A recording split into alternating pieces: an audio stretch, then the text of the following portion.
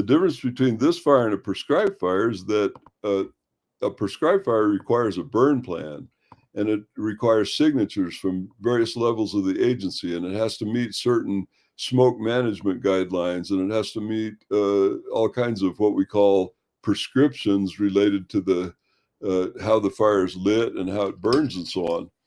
And in this case, none of that applies. They're I think of them as freebooters. They're a burning team, and their whole purpose is to go out and set stuff on fire.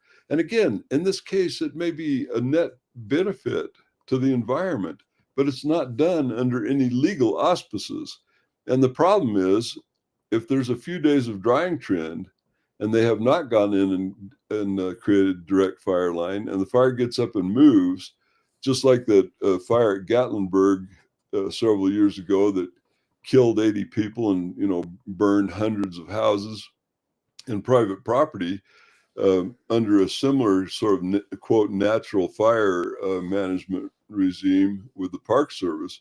When that happens, they have no responsibility. They have no fiscal responsibility, fiduciary responsibility for our resources. They have no mechanisms in these agencies to pay the people who are the victims of this kind of policy.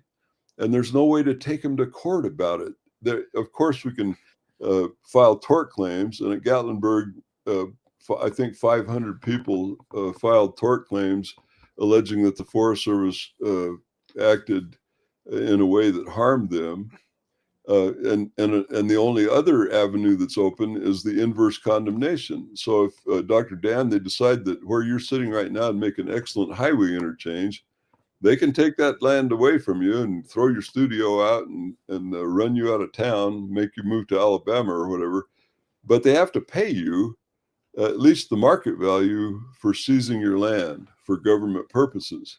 But in the case where the Forest Service and other agencies decide to light land on fire, including our public lands, and then as a result of that, they also burn a lot of private property and so on, they're under no obligation to pay that. And you have to prove that they did what they meant to do. And in doing so, they seized your private property by burning.